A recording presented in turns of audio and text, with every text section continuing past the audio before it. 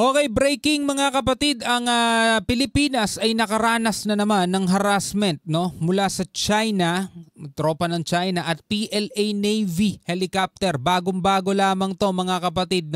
Ito ay bagong pangyayari na naman mga kapatid.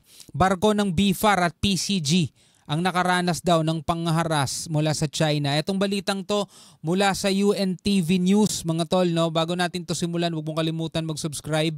Click mo na rin ang notification bell para ma-notify ka pag may mga bago tayong reaction video tulad nito. Alright, so huwag na natin patagalin pa. Panoorin na natin to mga tol. Naalarma ang Bureau of Fisheries and Aquatic Resources o BFAR at Philippine Coast Guard sa panibagong panghaharas ng China. Ito yung nila. Siguro dineploy nilang speedboat mula doon sa malalaking barko nila na hindi makalapit dito kasi mababaw na part na to ng dagat . Sasadsad na sila dyan . Kaya para makalapit, nagde-deploy sila ng mga maliliit na speedboat tulad nito.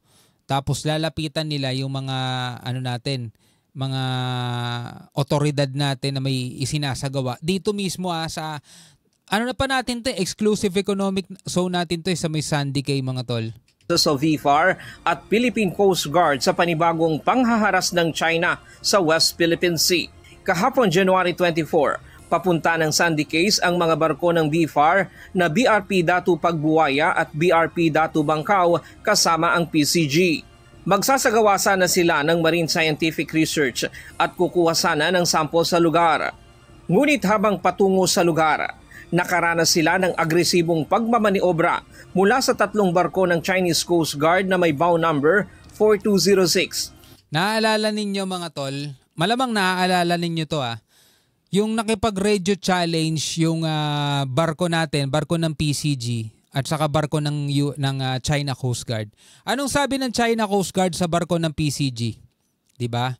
Please comply to international regulations to avoid collisions in the sea. Sabi ng gano'n ng China lumayo daw tayo sa kanila. Lumayo-layo tayo sa kanila at mag-comply daw tayo sa international regulations para maiwasan daw natin yung banggaan. Alam nila yon mga tol, alam nila yon. Kaya nga pinapalayo nila tayo kasi ayaw nila ng banggaan. Pero tingnan nyo to, tila baga na wala agad sa isip nila yon. Tingnan mo Mula sa tatlong barko ng Chinese Coast Guard na may bow number 4206. Dapat sila yung sinasabihan nun China, please comply to international regulations to avoid collisions at the sea. Diba? Ang lakas ng loob nilang magsabi ng ganun samantalang sila yung numero 1 lumalabag dun. Ay nako. 5103 at 4202. Sa video, makikita nga muntik mabangga ng CCG vessel ang barko ng BFAR. Diba? See? Ang lakas nilang gumamit ng mga comply, international regulations to avoid collision samantalang sila yung number 1 na lumalabag dun. Mabuti at takailag lamang ito. Kaya hindi inabot at naiwasan ng banggaan. 4 na maliliit na bangka rin ang idineploy ng CCG upang gipitin ang dalawang BFAR rigid hulled inflatable boats na maghahatid sa mga magsasagawa ng pagsusuri sa lugar. Bukod sa mga barko at maliliit na bangka, isang People's Liberation Army Navy o plan helicopter na na-identify sa pamamagitan ng tail number 24 ang umikot at nag-hover sa isang hindi ligtas na altitude sa itaas ng BFAR rib na lumikha ng mga mapanganib na kondisyon. Oo, sa sobrang baba niyan, ang lakas ng hangin yan, di ba? Delikado yan mga tol, pwede magpataob ng rubber boat yan. Delikado yan para sa mga Coast Guard natin sa BFAR. Dahil dito, napilitan ng BFAR at PCG na ipahinto ang kanilang survey operations at hindi nakakuha ng mga sample ng buhangin sa Sandy Cay. Kinundi na ng PCG ang tahasang paglabag ng China sa Convention on the International Regulations for Preventing Collisions at Sea. Diba? Preventing Collisions at Sea. Alam nila yon mga tol. Yun nga yung sagot nila sa radio challenge natin nung nakaraan Samantalang sila, nilalabag nila yon. O 1972 call regs na naglagay sa panganib sa buhay ng mga tauhan ng BFAR at PCG na nagsasagawa lamang ng lehitimong marine scientific research. Grabe, titigas na mukha, no? Sa mga sandbars malapit sa Pag-asa Island na nasa exclusive economic zone ng Pilipinas. Kaya dapat talaga mga tol, mas lalong tinataasan ng ating gobyerno, mga tol, yung budget ng ating sandatahan lakas, budget para sa PCG. Saka dapat lang talaga na wag nating pakinggan yung panawagan ng China na i-atras na natin yung ating kagustuhan na bumili ng Typhoon missile, 'di ba? Wag nating papakinggan yun, yung mga sinasabi nila mga tol, kasi kailangan talaga natin ng proteksyon. Kailangan talaga natin ng depensa kasi todo talaga pang gigipit at pang-aaping ginagawa nitong bansang to. At yun ang susunod nating panonoorin, mga kapatid, no? Mula naman dito sa GMA. Eto sabi rito sa balita, Typhoon missile launcher ng Amerika mananatili muna sa Pilipinas ayon kay NSA o National Security Advisor Anyo. AFP kinumpirmang inilipat ito patungo sa isang sikretong lokasyon. So panoorin natin to, mga tol. Sa kabila ng pag-alma ng China, hindi muna aalisin ng Pilipinas ang Typhoon missile launcher ng Amerika. At hindi talaga natin dapat alisin yan. No, aalisin lang natin yan kung bibili na tayo ng sariling atin. Ayon po kay National Security Advisor Eduardo Anyo. Kinumpirma rin ng Armed Forces of the Philippines na inilipat nga ng pwesto ang missile system na kayang magpalipad ng missile hanggang China o anumang bahagi ng exclusive economic zone ng Pilipinas.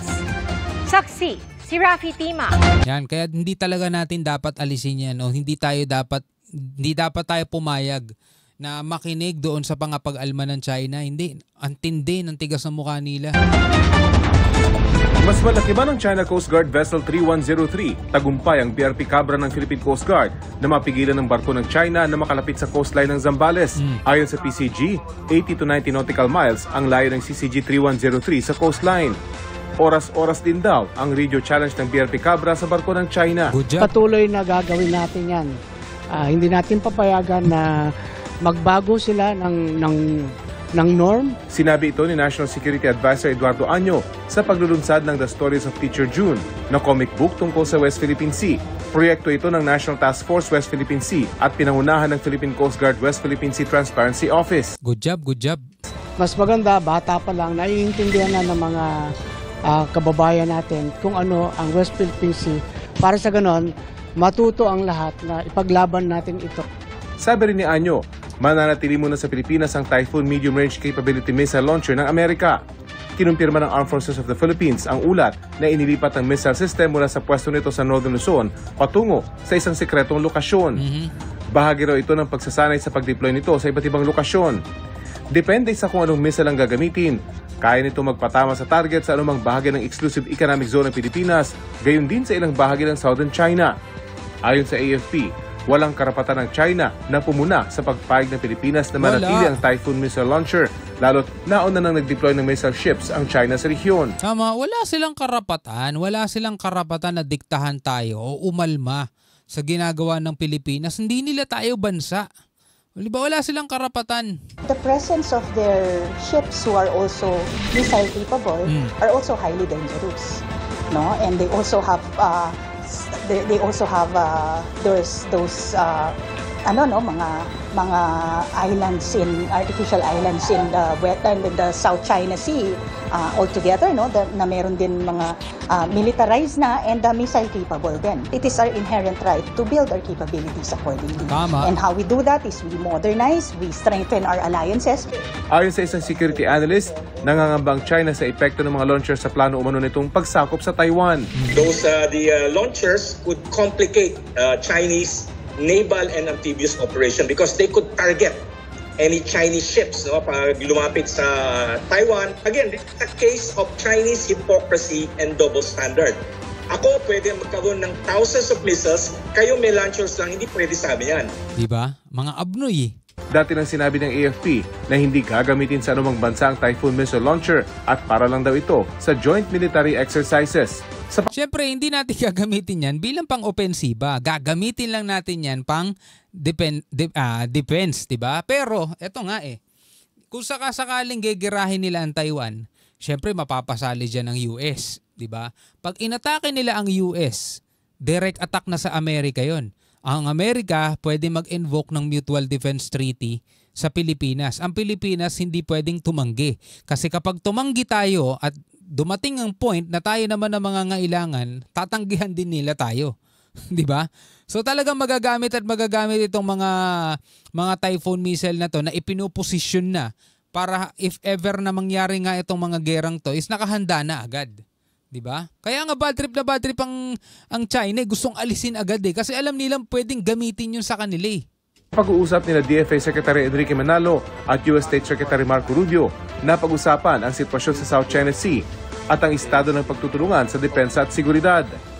Nagkasundo rin silang pag-aralan kung pwedeng magpulong sina Pangulong Marcos at US President Donald Trump. Para sa GMA Integrated News, ako si... Alright mga kapatid, yan ang mga bagong balita na ating natunghayan ngayon. Tulad na lamang nito kanina, no? Yung panibagong pangharas mga tol ng China, no? Sa ating mga otoridad mga tol, PCG at saka ng BFAR, no? At hindi na ituloy yung kanilang misyon, yung pagkuha ng sample dun sa Sandy Cay.